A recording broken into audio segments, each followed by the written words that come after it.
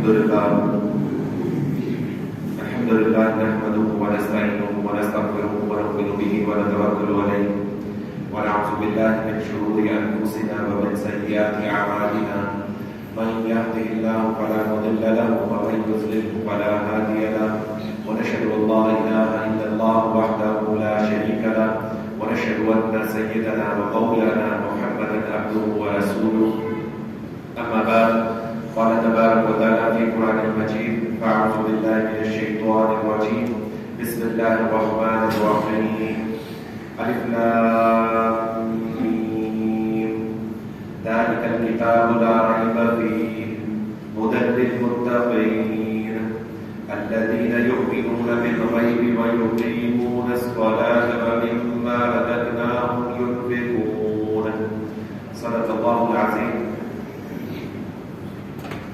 اللهم أرنا الحق حقا وارزقنا اتباعه وأرنا الباطل باطلا وارزقنا اجتنابه رب اشرح لي صدري ويسر لي أمري واحلل عقدة من لساني يفقهوا قولي واجعل لي وزيرا من أهلي آمين يا رب العالمين. السلام علیکم ورحمۃ اللہ وبرکاتہ. معزز حاضرین مجلس، جیسا کہ میں اور آپ جانتے ہیں کہ ماہ رمضان المبارک یہ ایک بابرکت مہینہ اللہ سبحانہ و تعالیٰ کی طرف سے یہ رحمتوں اور برکتوں کو لے کر آتا ہے. اس مہینے میں اللہ سبحانہ و تعالیٰ کی رحمتیں اپنے عروج پر ہوتی ہیں. شروع میں استقبال رمضان کے حوالے سے رمضان سے ایک ہفتہ قبل یہاں پر جمعے کے خطبے میں نے آپ کو وہ حدیث آپ کے سامنے رکھی تھی کہ رسول اللہ صلی اللہ علیہ وسلم نے ارشاد فرمایا اذا دخل رمضان فتحت ابواب الجنہ وغلقت ابواب جہنم وسلسلت الشیاطین. فرمایا کہ جب رمضان آتا ہے تو جنت کے سارے دروازے کھول دیے جاتے ہیں اور جہنم کے سارے دروازے بند کر دیے جاتے ہیں اور شیطانوں کو جکڑ دیا جاتا ہے. اللہ سبحانہ و تعالیٰ کا کرم، اس کا فضل کہ ہمیں یہ جمعہ ایک اور نصیب ہوا اس ماہ مبارکہ کا اور ہم یہاں پر مسجد میں آ کر نماز کے لیے اکٹھے ہوئے. اللہ سبحانہ و تعالیٰ ہمیں اس ماہ مبارکہ کی جو رحمتیں اور اس میں جو نعمتیں اللہ کی طرف سے بندہ مومن کے لیے وعدہ کی گئی ہیں، اللہ ہمیں وہ ساری کی ساری حاصل کرنے کی توفیق عطا فرمائے. اللہ ہمیں ایمان اور احتساب کے ساتھ روزہ رکھنے کی توفیق عطا فرمائے. اللہ سبحانہ و تعالیٰ ہمیں ایمان اور احتساب کے ساتھ راتوں کو قرآن کے ساتھ کھڑا ہونے والا بنائے، کیونکہ بخاری شریف کی روایت ہے کہ فرمایا من صام رمضان ایمانا و احتسابا غفر له ما تقدم من ذنبه، کہ جس کسی نے رمضان کے روزے رکھے ایمان اور احتساب کے ساتھ تو اس کے بقیہ سارے پچھلے سارے گناہ جو ہیں وہ معاف کر دیے جاتے ہیں. اللہ ہمیں بھی ویسے ہی روزے عطا فرمائے، رکھنے کی توفیق عطا فرمائے کہ جس سے ہمارے پچھلے گناہ جو ہے وہ جھڑ جائیں.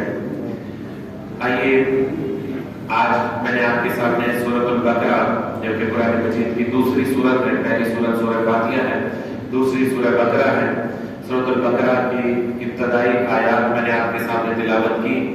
اس میں اللہ سبحانہ و تعالیٰ ارشاد فرماتے ہیں الف لام میم. یہ الف لام میم یہ لکھا ہوا تو آپ کو اکٹھا ملے گا قرآن مجید میں مصحف میں، لیکن اس کو پڑھا الگ الگ جاتا ہے کیونکہ یہ حروف مقطعات ہیں اور ان کے معنی جو صحیح طرح سے اس کا کیا معنی ہے اس معاملے میں جو ہے مفسرین کرام فرماتے ہیں کہ یہ اللہ اور اس کے رسول کے درمیان ایک راز ہے جو اللہ چاہے گا تو قیامت کے دن کھول دے گا. باہر اس کو ہم اسی طرح سے پڑھتے ہیں الف لام میم. یہ بہت سارے حروف مقطعات ہیں جن سے سورتوں کا آغاز ہوتا ہے.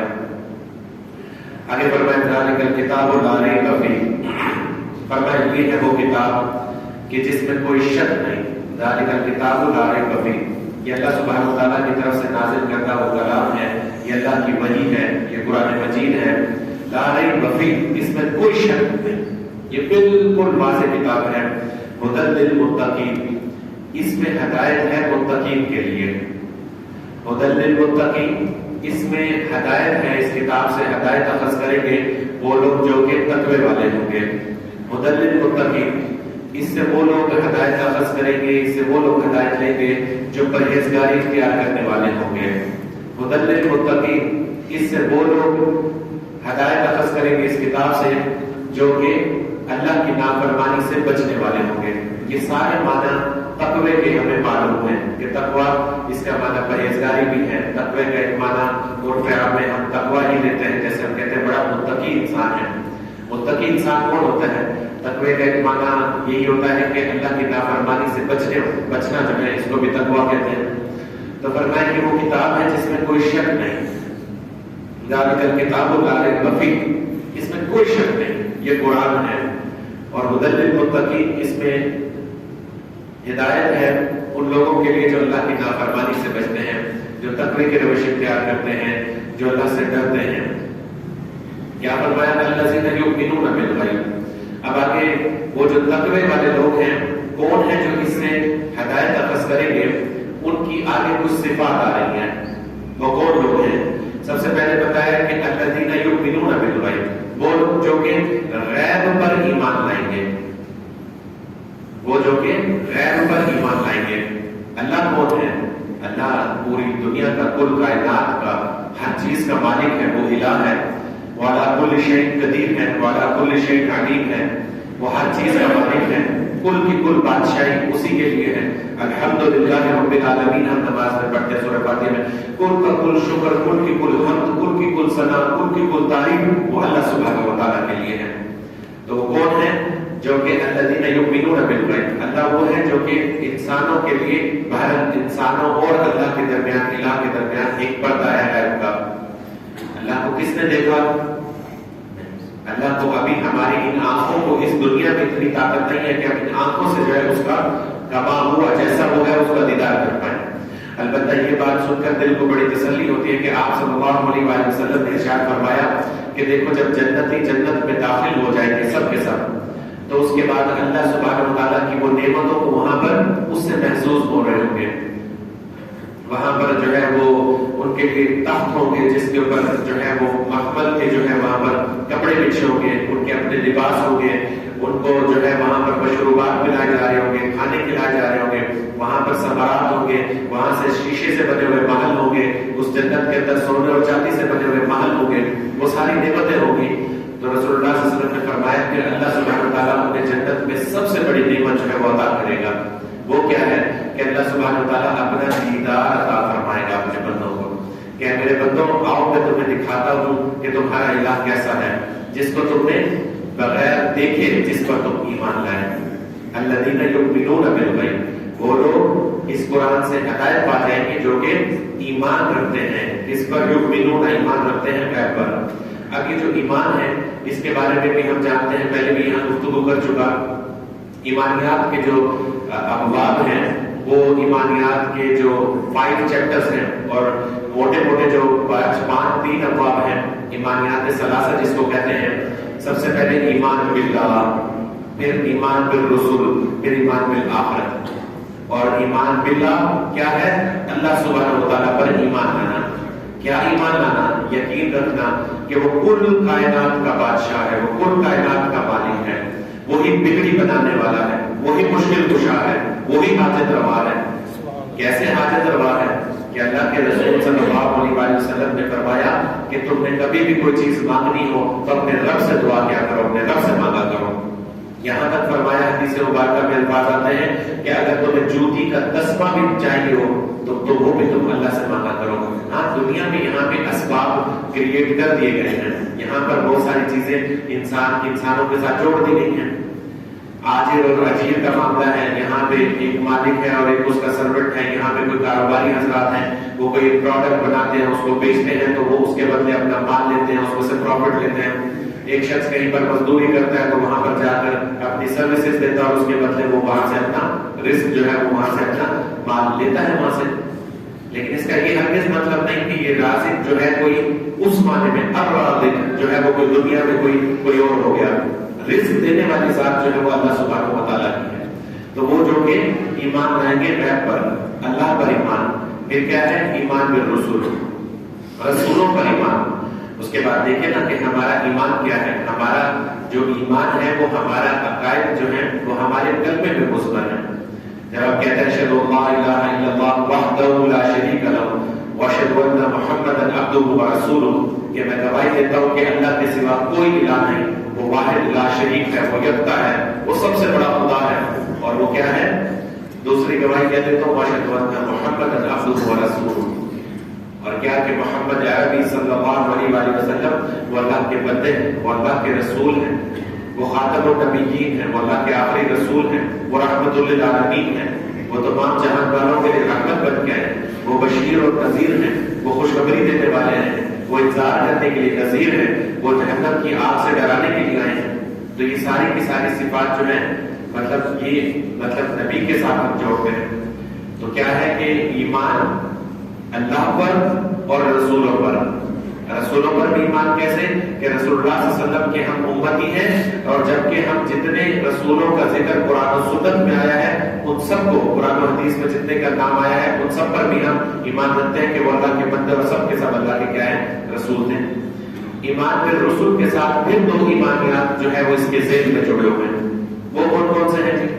ایک ہے ایمان بالکتب، کہ رسول جو آتے ہیں ان پر وحی نازل ہوتی ہے، ان پر شریعت کے احکامات نازل ہوتے ہیں. ہم جانتے ہیں کہ اللہ سبحانہ وتعالیٰ نے شریعت کی بڑی بڑی 4 کتابیں جو ہیں وہ نازل کی. کون کون سے تھی؟ اللہ سبحانہ وتعالیٰ نے جو ہے وہ تورات نازل کی، زبور نازل کی، اللہ سبحانہ وتعالیٰ نے انجیل نازل کی، اور یہ قرآن مجید فرقان حمید جس کی حفاظت کا ذمہ قیامت تک کے لیے اللہ سبحانہ وتعالیٰ نے لیا، یہ آج میرے اور آپ کے گھروں میں محفوظ ہے. بقیہ ساری کتابیں. اب ایمان بالکتب کیا ہے؟ کہ مطلب ایمان بالکتب یہ کہ ان 4 کتابوں پر ایمان رکھنا کہ یہ اللہ کی طرف سے تھی، وہ جو لوح محفوظ میں وہ جو کتاب ہے اس میں سے اس کو یہاں پر زمین پہ بھیجا گیا. البتہ باقی 3 کے بارے میں ہم یہ کہتے ہیں کہ وہ ہے اللہ کی کتابیں، لیکن اس وقت دنیا میں کہیں محفوظ طریقے سے پوری کی پوری موجود نہیں ہے. انجیل مقدسہ کے بارے میں آپ جا کر چاہے آپ عیسائیوں سے نصارہ سے ہی پوچھ لیں کہ بھائی آپ کی جو کتاب ہے بائبل یہ کون سی ہے، آپ کسی سے جا کر کے مجھے بائبل چاہیے، اگر بالکل وہ آپ جانتے ہیں کسی کچھ نہیں پتا تو کوئی بھی کتاب آپ کو پکڑا دے گا.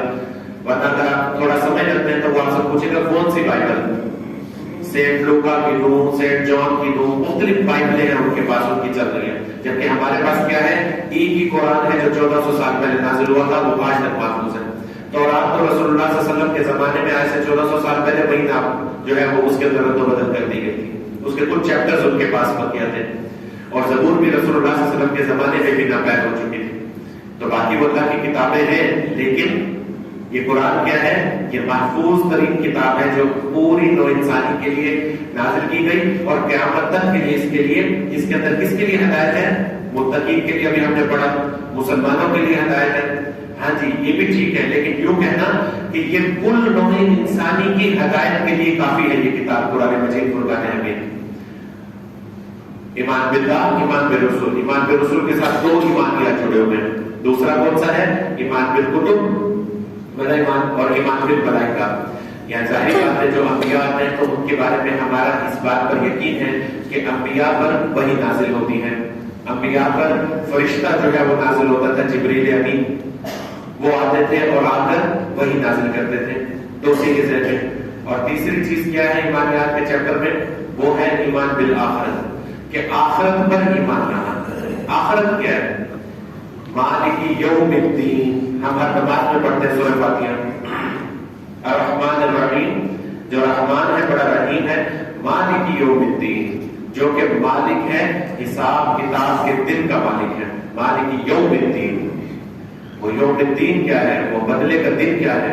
حساب کتاب کا دن کیا ہے؟ جس کو ہم ڈے آف ججمنٹ کہتے ہیں، جس کو ہم ہیر آفٹر کہتے ہیں، جس کو ہم بعد بعد الموت کہتے ہیں، کہ اس دنیا میں مر جانے کے بعد پھر ہمیں عالم برزخ سے دوبارہ عالم صاعد اٹھایا جائے گا، کہ وہ جو کھڑکھڑانے والی القاریہ والقاریہ وما ادراک ما القاریہ، وہاں پر ہمیں جی اٹھنا ہے. وہاں پر ہر شخص کا حساب ہوگا. قرآن میں فَمَن يَعْمَلْ مِثْقَالَ ذَرَّةٍ خَيْرًا يَرَهُ، تو میں سے کوئی ذرے کے برابر بھی کوئی خیر کمائے گا تو اس کو وہاں پر دکھایا جائے گا. وَمَن يَعْمَلْ مِثْقَالَ ذَرَّةٍ شَرًّا يَرَهُ، تو میں سے دنیا میں کوئی ذرے کے برابر بھی کوئی برائی کوئی گناہ کمائے گا، يَرَهُ، اس کو دکھایا جائے گا. اللہ سے کوئی چیز چھپی ہوئی نہیں ہے. ان اللہ کان علیکم رقیبا، اللہ قرآن میں فرماتا ہے اللہ تمہارے اوپر بہت بڑا نگران موجود ہے، تمہاری نگرانی کی جا رہی ہے. یہ آج ہمیں 2022 میں بیٹھے ہوئے تو مجھے اور آپ کو اس کا بہت اچھی طرح سے یقین ہو جانا چاہیے. یہاں پر یہ کیمراز ریکارڈنگ کر رہے ہیں، یہاں پر سیکیورٹی کیمپس ہیں جو ویجیلیٹ کر رہے ہیں، جن کے اندر آن لائن کیمراز ہیں، کہیں سے بیٹھا اس کو دیکھا جا سکتا ہے دنیا میں سے. تو ذرا سوچیے کہ اللہ 1400 سال پہلے کہہ رہے ہیں کہ ان اللہ کان علیکم رقیبا، کہ اللہ تم پر سب سے بڑا نگران موجود ہے، وہ تمہاری نگرانی کر رہا ہے. ذرا سوچیے، امیجن کیجئے کہ وہ جس نے کل کائنات بنائی اس کی نگرانی کیسی ہوگی میرے اور آپ پر. وہ کس طرح سے ہمارے ایک ایک منٹ کی بات کس طرح سے ریکارڈ کی جا رہی ہوگی. اور کل قیامت کے دن وہ ساری جو ہے وہ مطلب کہ سارا کا سارا معنی کھول کے انسان کے ہاتھ میں پکڑا دیا جائے گا.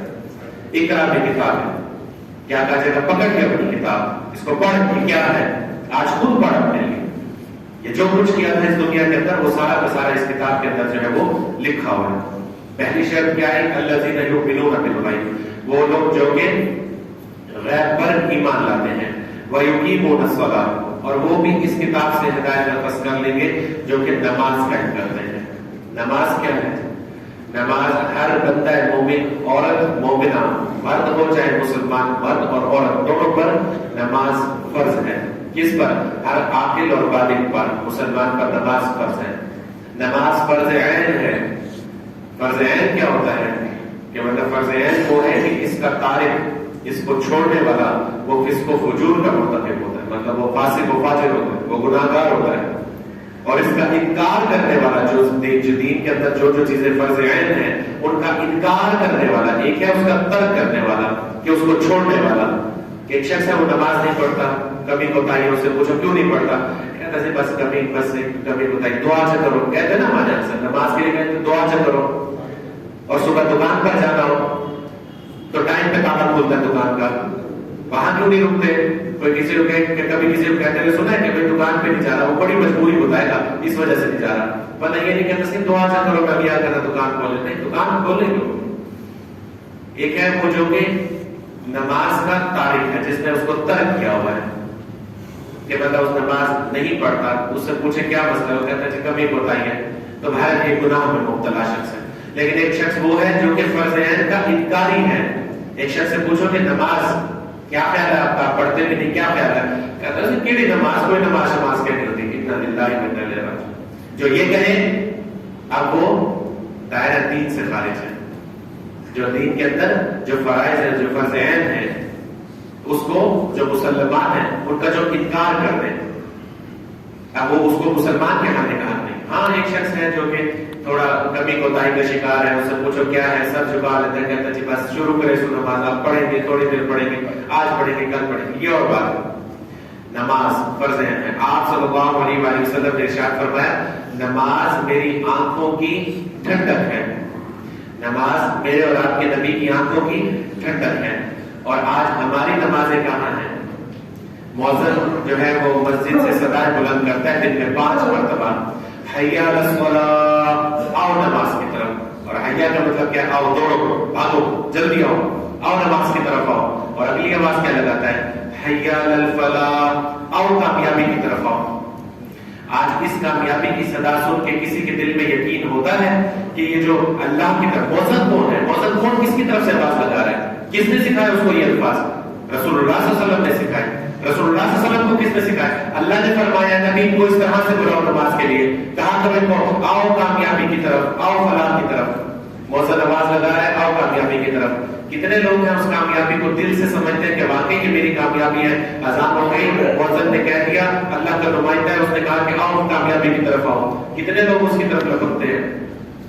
اور اس کے مقابلے میں اگر اخبار میں اتنا سارا اشتہار آ جائے، ٹھیک ہے، ہاؤ ٹو بی سکسیسفل، کیسے سکسیسفل، کیسے کامیاب ہو سکتے ہو، کتنے لوگ وہاں پہنچے ہوئے اسے. اور ادھر مؤذن کہہ رہا ہے حیا علی الفلاح، آؤ کامیابی کی طرف. وہ لوگ اس کتاب سے جو ہے وہ ہدایت حاصل کریں گے کیا؟ وَيُقِيمُونَ الصَّلَاةَ، اور وہ جو کہ نماز قائم کریں گے. اللہ کے رسول صلی اللہ علیہ وآلہ وسلم نے ارشاد فرمایا کہ الفرق بین الاسلام والکفر الصلاۃ، کہ اسلام اور کفر کے درمیان فرق ہی نماز کا ہے. ایک بندہ مومن ہوگا تو نماز پڑھے گا، اور مومن نہیں ہے، ایمان والا نہیں ہے، تو جو کچھ مرضی کرے اس کے اوپر کیا نماز ہے، یعنی کہ فرق بتایا آپ صلی اللہ علیہ وسلم۔ الحمدللہ ہمارے ہاں ماہ رمضان المبارک میں جو ہے وہ نمازوں کی پابندی کے حوالے سے بہت جو ہے وہ فکر کی جاتی ہے، بڑے اچھے طریقے سے نمازوں کے لیے آیا جاتا ہے۔ لیکن یہ بات یاد رکھیے گا، یہ نماز جس طرح سے فرض عین ہے ماہ رمضان میں، اسی طرح سے یہ بقیہ 11 مہینے میں بھی یہ 5 نمازیں فرض ہے بندہ مومن پر۔ یہ اور بات ہے کہ اس مہینے میں کیا ہوتی ہے، اس مہینے میں تو آفرز لگی ہوتی ہے نا۔ آج جس دور میں ہے اسی دور کی مثالیں لیں گے نا ہم بات سمجھانے کے لیے، کہ نہیں؟ آج ہمیں پتہ چلتا ہے کہ فلاں برانڈ نے آفر لگا دی ہے، آؤ جی 50% آف، لوٹ سیل، کیسے بڑے بڑے ہوتے برانڈ جاتے نا لوگ، رش ہو جاتا ہے وہاں پر۔ اور بہرحال یہ رمضان کا مہینہ بھی اسی طرح سے اللہ کے رسول صلی اللہ علیہ وآلہ وسلم نے ارشاد فرمایا، تو ماہ رمضان کے اندر جو ایک نماز فرض نماز باجماعت جو پڑھتے ہو، وہ عام دنوں کی جو فرض نماز تو باجماعت 11 مہینوں میں 70 نمازیں پڑھتے ہو، اس کے برابر، ان 70 نمازوں کے برابر ایک نماز کا ثواب ملتا ہے تمہیں رمضان المبارک میں۔ تو اس لیے بہرحال ہمیں یہ بات پتہ ہے، ہم مسلمان ہیں، ذوق شوق بھی بڑھ جاتا ہے، ہم کہتے ہیں کہ مطلب زیادہ گین کریں، اور کرنا بھی چاہیے، یہ اللہ کی دی ہوئی آفر ہے، یہ اللہ کی دی ہوئی رحمت ہے، اس کی دی ہوئی برکت ہے، اس کو حاصل کریں۔ لیکن ایک بات یاد رہے کہ جیسے ہی رمضان کے چاند کے بعد جب شوال کا چاند نظر آئے گا، تو یاد رکھیے گا کہ یہ نماز تب بھی فرض رہے گی، مؤذن تب بھی اذان لگاتا رہے گا، حی علی الصلاۃ حی علی الفلاح، آؤ نماز کی طرف، آؤ کامیابی کی طرف۔ اور ایک بندہ مومن کو دل سے یہ یقین ہونا چاہیے کہ میں یہ جو نماز پڑھنے کے لیے جا رہا ہوں تو میں یہ کامیابی کی طرف جا رہا ہوں۔ کون سی کامیابی ہے؟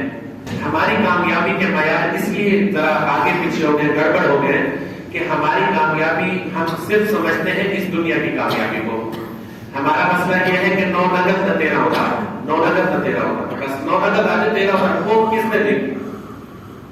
پہلے بھی آپ کو شاید یہ جملہ بتایا تھا، استاد محترم فرماتے ہیں، کہتے ہیں کہ آج ہمارا مسئلہ یہ ہے، مطلب آخرت کے حوالے سے، کہ لوگوں نے یہ سمجھا ہے کہ اے جہاں میٹھا وہ کی نہ میٹھا، یہ میٹھا ہے، یہاں پہ ملتی ہے، یہاں کے موبائلز ہیں، یہاں کی گاڑیاں ہیں، یہاں کی سہولتیں ہیں، یہاں کی جو ہے وہ میٹرس ہیں، گھر ہیں، لگژری ویلاز ہیں، جو ہے سہولیات ہیں، کھانا پینا ہے، کوزینز ہیں، ریسٹورنٹس ہیں، پر کھاؤ پیو عیش کرو۔ کبھی جنت کو امیجن کیا؟ صحابہ جنت کو امیجن کیا کرتے تھے، رسول اللہ صلی اللہ علیہ وسلم کے پاس جا کر بیٹھ کر جو ہے وہ بیٹھ کر ڈسکس کیا کرتے تھے، اللہ کے رسول جنت کیسی ہوگی، آپ صلی اللہ علیہ وسلم بتایا کرتے تھے۔ آج ہم میں سے کسی نے اس دنیا میں جو ہے وہ اس جنت کی نعمتوں کے بارے میں کبھی کوئی ڈسکس کیا؟ جو بچے اولاد والے ہیں اپنی بچوں کو شوق دلائے کہ جنت کیسے ہوگی۔ رسول اللہ صلی اللہ علیہ وسلم نے اسی لیے میرے اور آپ کی رہنمائی کے لیے آپ صلی اللہ علیہ وسلم کی حدیث مبارکہ، آپ صلی اللہ علیہ وسلم نے ارشاد فرمایا، الدنیا سجن المؤمن وجنت الکافر۔ آپ صلی اللہ علیہ وسلم نے ارشاد فرمایا کہ جو دنیا ہے، الدنیا سجن المؤمن، یہ دنیا مومن کے لیے قید خانہ ہے، وجنت الکافر، اور کافر کے لیے یہ جنت ہے۔ مومن کے لیے قید خانہ کیسے ہے؟ پرزنرز کو کسی نے دیکھا ہے؟ اللہ بچائے ویسے جیلوں سے اور مطلب قید خانوں سے، وہاں پہ جو قیدی ہوتے ہیں پرزنرز ہوتے ہیں، ان کی جگہ ذرا جا کر کیفیت دیکھیے، وہ ہوتے کھلے آسمان کے نیچے ایک بیرن کے اندر ہوتے ہیں، سارا کچھ ہوتا ہے، لیکن وہ اپنی مرضی سے کچھ نہیں کر سکتے۔ قیدی کا یہی معاملہ ہوتا ہے نا وہاں پہ جیل کے اندر، ایسے ہوتا ہے۔ قیدی کو کیا کرتا ہے؟ صبح آئیں گے وہ پولیس والے، چلو بھی اٹھو، اٹھ کے بیٹھ، جو نہیں اٹھے گا اب وہ پکڑا جائے گا، اب اس پہ وہ جو بھی ان کا وہ معاملہ ہوگا وہ کریں گے اس کے ساتھ۔ اٹھو جی، اٹھ جاؤ، اتنے بجے کھانا کھا لو، جو دیا جائے گا وہی کھا لو، بس جو دیا جا رہا ہے اسی میں کھا لو، اسی میں اکتفا، یہ جیل ہے اس کو کاٹ لو۔ تو آپ صلی اللہ علیہ وسلم نے ارشاد فرمایا، دنیا سجن المؤمن، یہ دنیا جو ہے مومن کے لیے قید خانہ ہوتا ہے۔ قید خانے سے لوگ کیا کرتے ہیں؟ آزاد ہونا چاہتے ہیں نا یار، بس یہاں بڑی پابندیاں ہیں، ان کے اندر رہ گیا، اب کوئی آزادی ہونی چاہیے۔ وجنت الکافر، آپ صلی اللہ علیہ وسلم فرمایا یہ دنیا کافر کے لیے جنت ہوگی، یہ دنیا کافر کے لیے جنت ہے، اس کو کیونکہ اس کا ایمان ہی نہیں ہے آخرت پر، اس کے لیے کوئی جنت اور جہنم کے کوئی کانسیپٹ ہی اس کو کلیئر نہیں ہے۔ وہ کہتے ہیں بس یہی کھاؤ پیو عیش کرو سارا کچھ۔ اسی لیے تو ہمارے معاشرے میں یہ نعرے لگائے جاتے ہیں نا، کھا لے پی لے جی لے عیش کر لے، یہ دنیا ایک بار مل لے پھر نہیں آتی، یہ سارے نعرے کیوں لگائے جاتے ہیں؟ کہ بس تم مست رہو اسی کے اندر، اسی دنیاوی خواہشات کے اندر، اپنی جی کی خواہشات کو پورا کرنے میں ساری زندگی گزار دو. اللہ جتنا رزق جس کو دیتا ہے وہ اللہ کی مرضی ہے. اللہ جس کے لیے چاہتا ہے رزق کشادہ کر دیتا ہے، جس کے لیے چاہتا ہے نفع تلا دیتا ہے. اصل کامیابی وہ ہے، وہ جنت کی کامیابی ہے. کہ مطلب آج ہم بیٹھ کر ڈسکس کریں جہنم کے عذاب سے کب ہم نے لاسٹ ٹائم اللہ سے جو ہے وہ پناہ مانگے تھے. بڑی خوبصورت بات استاد محترم فرماتے ہیں کہ ذرا سوچو. ایک دفعہ انہوں نے مجھے کہا مجھے یہ بتاؤ کہ آخری مرتبہ زندگی میں کب ہاتھ اٹھا کر کہا تھا کہ اللہ تو جہنم کی آگ سے بچا. ہم جب دعا مانگتے ہیں یا کسی سے کہتے ہیں ہمارے لیے دعا کر لیں تو کیا کرتے ہیں؟ بہرحال ظاہری بات ہے دنیا کی بھی جو باتیں ہیں، جتنی دنیا کے معاملات ہیں وہ بھی اللہ سے مانگیں گے نا، وہ بھی ٹھیک ہے. ہم جب بھی کسی سے کہتے ہیں دعا کر دیجیے تو پوچھتا خیر ہے تو کیا کہتے ہیں؟ ہم کہتے ہیں جی وہ مطلب کوئی بچہ کا پیپر دے رہا ہے جی کامیاب ہو جائے، وہ جی طبیعت خراب ہے ذرا ٹھیک ہو جائے، وہ جی ذرا بچی کا رشتہ ہو جائے، وہ جی گھر نہیں بن رہا، وہ جی قرض میں مبتلا ہو، یہی مانگتے ہیں. میں استاد صاحب فرماتے ہیں کہ کہتے ہیں کوئی 2 دہائیاں 20 سال کو کہتے ہیں میں نظر دوڑاؤں تو 20 سالوں میں کبھی کسی شخص نے مجھے آ کر یہ نہیں کہا کہ حضرت آج ذرا جمعے کے بعد دعا کرا لیجیے گا. کیوں؟ کہ وہ مجھے آگے سے یہ کہے کہ اللہ مجھے جہنم کی آگ سے بچا دے. کبھی آئے ذہن میں یہ خیال؟ یہاں سے ہمارا ایمان بالآخرت کا کانسیپٹ پتہ چلتا ہے کہ ہمیں کتنا یقین ہے کہ وہاں پر قیامت کے دن ہمیں دوبارہ اٹھایا جائے گا، ہمارے اعمال کا جو ہے محاسبہ کیا جائے گا. اما عائشہ رضی اللہ تعالی عنہ ہے، اما عائشہ رضی اللہ تعالی عنہ ایک مرتبہ بیٹھی ہیں، رسول اللہ صلی اللہ علیہ وسلم جو ہے وہ آ کر استراحت فرما رہے ہیں، آرام فرما رہے ہیں اما عائشہ کی گود کے قریب. تو اما عائشہ رضی اللہ تعالی عنہ کا ایک آنسو جو ہے وہ ٹپکا ہے اور وہ کہاں گیا ہے؟ رسول اللہ صلی اللہ علیہ وسلم کے رخسار مبارک پر گیا.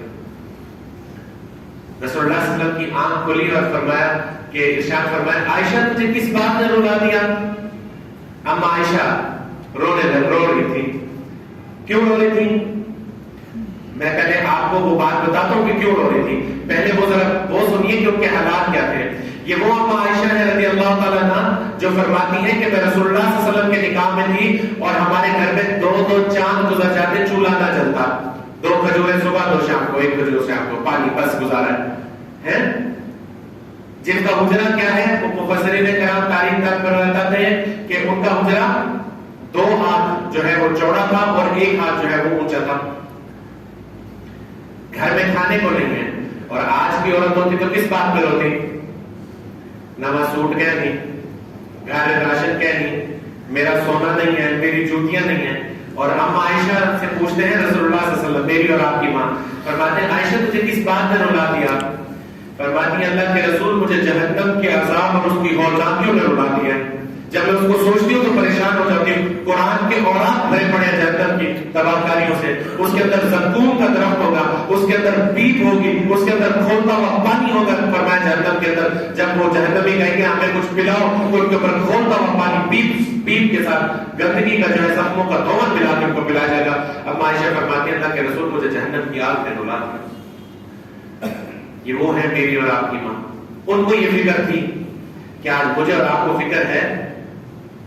کیا آج میں اور آپ قبر کی تیاری کر رہے ہیں؟ پرچہ آؤٹ ہو چکا، پرچہ لیک ہو چکا. پچھلی دفعہ بھی شاید میں نے یہ بات کی تھی، زیادہ ہی نہیں ہے میرے پاس، بس جو 2-4 سنی باتیں وہی دہرا دیتا ہوں. پچھلی دفعہ بھی یہی بات کی تھی. دیکھو یہ آخرت کا جو رزلٹ نکلتا ہے اس کا جو پرچہ ہے وہ لیک ہو چکا ہے.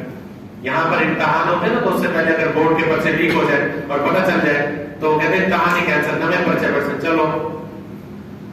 اور یہ جو پرچہ ہے یہ لیک ہو چکا ہے. ایک سوال کھول کر بتا دیا جناب نبی کریم صلی اللہ علیہ وآلہ وسلم نے کہ دیکھو تم سے یہ پوچھا جائے گا، تم سے یہ پوچھا جائے گا، اپنا یہ عمل درست کر لو، اپنے یہ عمل درست کر لو. قبر کے اندر 3 سوال ہوں گے. رسول اللہ صلی اللہ علیہ وسلم جو ہے وہ کیوں رحمت للعالمین ہے؟ وہ اس لیے ہے کہ وہ مجھے اور آپ کو بتا کے گئے ہیں. وہاں قبر میں سوال ہو جائے گا. پہلا سوال کیا ہے؟ بتا بھائی من رب ہوگا، تیرا رب کون ہے؟ دوسرا سوال من نبیوں کا، بتا تیرا نبی کون تھا؟ ما دینوں کا، تیرا طرز زندگی کیا تھا، تیرا دین کیا تھا؟ کہ اس کا جواب ہمارے پاس تیار ہے. اگر عام ذہن سے سوچا جائے تو بالکل بڑا آسان ہے. من ربوں کا، بتا تیرا رب کون؟ رب بھی اللہ، میرا رب کون ہے؟ یہاں کلمہ پڑھتے نہیں. لیکن محدثین کرام فرماتے ہیں یہ سوال قبر میں اتنا آسان نہیں ہے بھائی. جب وہاں پہ جب کہا جائے گا بتا تیرا رب کون ہے, وہ جب کہے گے کہ میرا رب اللہ ہے, تو وہاں پر اگلا سوال وہ پوچھ سکتے ہیں کہ بتا اچھا اللہ کی مانی کتنی, اللہ کو تو مانتا تھا, میں معلوم ہے, اللہ کی کتنی مانتا تھا, حرام خوری اور حرام کاری سے بچا تھا, زنا سے بچا تھا, بد اخلاقی سے بچا تھا, جھوٹ سے بچا تھا, یہ کس کا حکم تھا؟ تو اس کو الہ مانتا تھا, باتوں میں بس مانتا تھا الہ, اس کی بھی مانتا تھا یا نہیں مانتا تھا؟ من نبیوں کا بتا میرا نبی کون تھا؟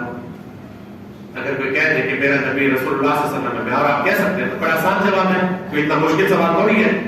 اگر وہاں کہہ دیا کہ میرے نبی جو ہے محمد یا نبی صلی اللہ علیہ وسلم ہے, تو اگلا سوال آ سکتا ہے کہ یہ بتا پھر نبی نے حکم کیا کیا دیا تھا؟ تیری زندگی میں وہ اعمال تو نظر آتے نہیں, نماز تو نبی کی آنکھوں کی ٹھنڈک تھی, اچھے اخلاق تو نبی صلی اللہ علیہ وسلم کے ہاں جو ہے وہ ان کی سنت تھی, ان کی احادیث تھی, طرز زندگی تھا, بچوں کی پرورش کیسے کرنی تھی, گھر کے اندر کیسے جانا تھا, گھر سے باہر کیسے نکلنا تھا, سنتیں تھی, رسول اللہ صلی اللہ علیہ وسلم کی طرز زندگی تھی. قرآن مجھے کہتا تھا لقد کان لکم فی رسول اللہ اسوۃ حسنہ, تمہارے لیے زندگیاں گزارنے کا بہترین نمونہ جناب نبی کریم صلی اللہ علیہ وسلم ہے.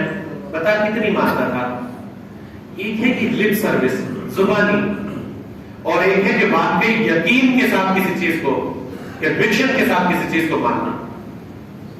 یہ کلمہ جو ہے نا کلمہ, اس کے بارے میں علامہ اقبال فرماتے ہیں چومی گویم مسلمانم بلرزم, فارسی کا شعر, چومی گویم مسلمانم بلرزم کہ دانا مشکلات لا الہ الا. جب میں یہ کہتا ہوں کہ میں مسلمان ہوں, چومی گویم مسلمانم, جب میں کہتا ہوں میں مسلمان ہوں, بلرزم میں لرز اٹھتا ہوں, میں کانپ جاتا ہوں. کیوں؟ اقبال فرماتے ہیں کہ دانا مشکلات لا الہ الا, کیونکہ میں جانتا ہوں اس لا الہ کی راہ کی جو مشکلات ہیں وہ کیا ہیں. کلمہ پڑھ لیا لا الہ الا اللہ, جو مرضی ہے کرو, راتوں کو 2 بجے تک کیبل دیکھو, 3 بجے تک سوشل میڈیا پہ ٹک ٹاک پہ دنگے ناچ دیکھو, جو کچھ مرضی کرو, یہ لا الہ ہے. روزی میں حلال اور حرام کی تمیز چھوڑ دو, شادی بیاہوں میں ناچو گاؤ, جو کچھ مرضی کرو, جھوٹ سارا دن جتنا مرضی رچ کر بولو. جو میں گویا مسلمان ہوں بلرزم, جب میں کہتا ہوں میں مسلمان ہوں, میں لرز اٹھتا ہوں کہ دانا مشکلات لا الہ, میں جانتا ہوں مشکلات, اس راہ کی مشکلات, وہ جو کہ نماز پڑھتے ہیں وَيُقِيمُونَ الصَّلَاةَ وَمِمَّا رَزَقْنَاهُمْ يُنْفِقُونَ. یہ ہم انشاءاللہ تعالیٰ جب بھی چوتھا جمعے کے حوالے سے میری ذمہ داری لگی ہے, سورہ بقرہ کے کچھ مضامین ہم آگے انشاءاللہ پڑھیں گے. ابھی بس یہی آیات یہاں پر مکمل کرتے ہیں. وَمِمَّا رَزَقْنَاهُمْ يُنْفِقُونَ. اور دوسری کون ہے کہ وہ کون لوگ ہدایت پائیں گے؟ وہ جو کہ جن کو ہم نے جو رزق دیا اس میں سے خرچ کرتے ہیں, اور وہ جو کہ اس رزق میں سے خرچ کرتے ہیں جو ہم نے انہیں دیا ہے. وہ رزق کہاں خرچ کریں گے؟ وہ غریبوں پر خرچ کریں گے, وہ محتاجوں پر خرچ کریں گے, وہ ناداروں پر خرچ کریں گے, وہ اللہ کی راہ میں خرچ کریں گے, وہ مجاہدین فی سبیل اللہ پر خرچ کریں گے, وہ مسجدوں پر خرچ کریں گے. وہ اپنا, اور صدقات کتنے طرح کے ہیں؟ صدقات واجبہ اور صدقات نافلہ. صدقات واجبہ وہ جن کے نصاب طے شدہ ہے, وہ زکات ہے 2.5%. صاحب نصاب, جو لوگ صاحب نصاب ہیں وہ پتہ کریں, اپنی زکات کو کیلکولیٹ کریں, اللہ کی راہ میں دیں. یہ دیں گے تو اس کے ذریعے سے ان کا جو ہے وہ مال پاک ہو جائے گا. جو اپنا مال خرچ کرتے ہیں اللہ کی راہ میں, جو مال خرچ کرتے ہیں, اور کیسا خوبصورت سے استعمال کیا, وَمِمَّا رَزَقْنَاهُمْ يُنْفِقُونَ. یہ نہیں کہا کہ تم جو رزق کماتے ہو اس میں سے خرچ کرو. رَزَقْنَاهُمْ, اس صیغے کو سمجھیں, جو رزق ہم نے ان کو دیا. بڑا خوبصورت انداز. جہاں پر بھی اللہ سبحانہ و تعالیٰ قرآن مجید میں کہتے ہیں نا کہ اپنا مال خرچ کرو, یہی سکھاتا ہے. جو رزق ہم نے رزقناکم یا رزقناہم, جو رزق ہم نے ان کو دیا یا جو رزق ہم نے تم کو دیا. یہ بڑی آسان بات ہے سمجھنے کے لیے, بس یہ اس کو مکمل کرتے ہیں, یہ بات سمجھ لیتے ہیں. دیکھیے میں آپ کے پاس آتا ہوں, میں آپ کو کہتا ہوں یار وہ آپ ذرا 600-700 روپے جو ہے وہ فلاں بندے کو تو دے دو. آپ کہتے ہیں کیوں بھائی, کیا وجہ؟ میں نے بڑی محنت سے کمایا, تم ایسے ہی آگے مجھے کہہ رہے ہو یار یہ 700 روپے سے پکڑا دو, اور میں دن رات ایک کر رہا ہوں. Who are you? تم مجھے کون ہوگا کہنے والے؟ بنتی بھی ہے کہ بھائی دینا تو خود دے دو. لیکن اگر یوں ہو کہ میں آپ کے پاس 2000 روپے رکھوا کے جاؤں امانت کہ بھائی یہ رکھ لو اور جس کو میں کہوں اس کو دے دینا, اور میں آتا ہوں اور میں آگے کہوں کہ بھائی اس میں سے 700 روپے جو میں نے 2000 روپے 700 روپے اسے دے دو، اب آپ انکار کر سکتے ہیں؟ اخلاق بالکل انکار نہیں کر سکتے. آپ کہتے ہیں کہ آپ کا ہی ہے پیسہ، آپ نے مجھے دیا تھا تو میں دوں گا 700 روپے اس میں سے. اللہ کہتے ہیں وَمِمَّا رَزَقْنَاهُمْ يُنْفِقُونَ، اور وہ جو رزق ہم نے ان کو دیا ہے اس میں سے خرچ کرتے ہیں. اللہ کہہ رہے ہیں میں تمہیں کہہ رہا ہوں نا خرچ کرو، تو یہ رزق تمہارا نہیں ہے، تمہاری کیا اوقات تھی کہ تمہیں رزق ملتا؟ یہ رزق اللہ نے دیا، اس کی شان ہے کہ اس نے تمہیں مالدار بنایا، اس نے تمہیں صاحب نصاب بنایا، اس میں سے خرچ کرو. اللہ سبحانہ و تعالی ہمیں ماہ رمضان المبارک کی نعمتیں، اس کی برکتیں سمیٹنے کی توفیق عطا فرمائے. اللہ سبحانہ و تعالی ہمیں قرآن و سنت کو سمجھنے کی توفیق عطا فرمائے. اللہ سبحانہ و تعالی ہمیں قرآن و سنت کے مطابق اپنی زندگیاں گزارنے کی توفیق عطا فرمائے. اللہ سبحانہ و تعالی ہمیں مزید اور توفیق عطا فرمائے کہ ہم اس کی مزید بندگی کر سکیں. وآخر دعوانا الحمدللہ.